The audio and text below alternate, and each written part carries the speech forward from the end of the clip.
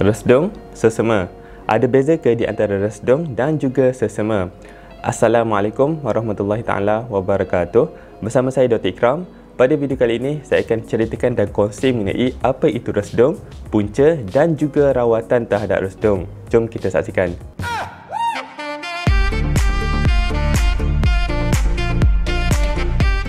Sebenarnya, bila kita bercakap mengenai resdung ini, ada dua keadaan penyakit di dalam perubatan yang berkaitan masalah ini.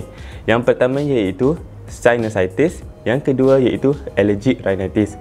Pada topik kali ini, saya akan ceritakan mengenai allergic rhinitis. Untuk sinusitis pula, saya akan ceritakan pada video yang lain. Jadi, apakah itu sebenarnya allergic rhinitis ataupun resdung?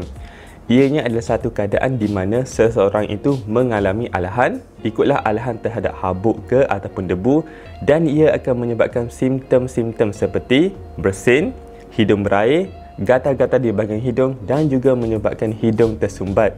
Simptom ini berlaku biasanya di waktu pagi ataupun bila seseorang itu terdedah kepada alergen. Alergen ini ialah bahan yang akan membuatkan alahan kepada pesakit. Banyak sebenarnya alergen ini, lain orang lain dia punya alergen.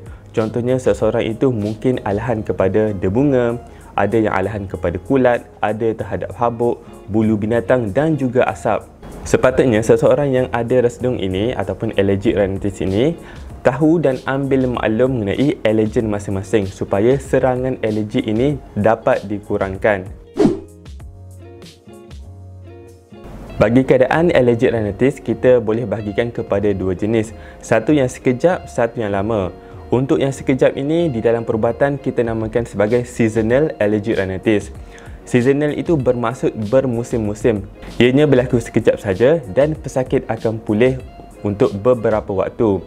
Dan untuk terjadi balik allergic rhinitis ini mungkin mengambil masa yang lama. Dan kebiasaannya ianya terjadi apabila terdedah kepada alergen tertentu dan ianya akan menyebabkan resdung terjadi kepada pesakit. Keadaan kedua ataupun jenis kedua ialah apabila keadaan itu berlaku lama. Kita namakan sebagai perennial allergic rhinitis. Simptom itu akan berlanjutan untuk beberapa waktu dan ianya berterusan. Boleh dikatakan simptom itu akan berlaku sepanjang tahun. Biasanya ia disebabkan oleh alergen ataupun alahan di dalam rumah itu sendiri. Contohnya hama, habuk di dalam rumah. Oleh itu, bila pesakit terdedah kepada benda itu, ia akan menyebabkan simptom itu berlaku sepanjang tahun. Untuk seterusnya, kita pergi kepada rawatan allergic rhinitis.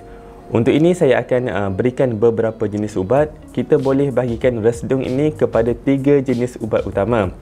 Yang pertama iaitu ubat antihistamin, yang kedua decongestant, yang ketiga iaitu nasal spray yang mempunyai steroid. Yang pertama iaitu ubat antihistamin.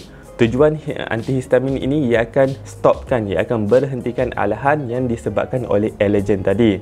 Contoh ubat di dalam kategori ini ialah seperti Piriton, Loratadine dan juga Cetirizine. Apabila pesakit mengambil ubat ini, ia akan berhentikan alahan dan simptom iaitu seperti bersin, berair hidung akan dikurangkan. Ubat kedua iaitu ubat decongestant.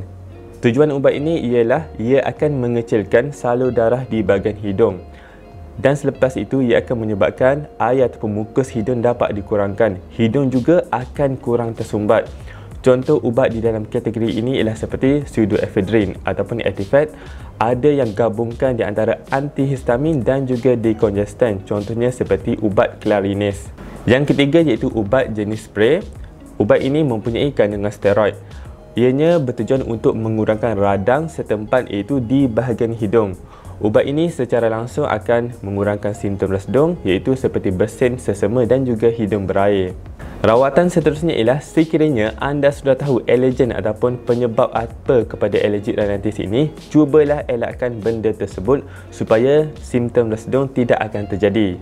Yang itu adalah antara yang paling utama bagi rawatan resdung ini. Saya rasa sekian sajalah buat kali ini. Diharapkan anda dapat mengambil sedikit sebanyak info mengenai penyakit resdung. Sekiranya anda rasa video ini bermanfaat dan berguna untuk anda boleh tekan like kepada video ini dan subscribe kepada channel ini. Last sekali, saya ucapkan terima kasih kerana menonton. Assalamualaikum.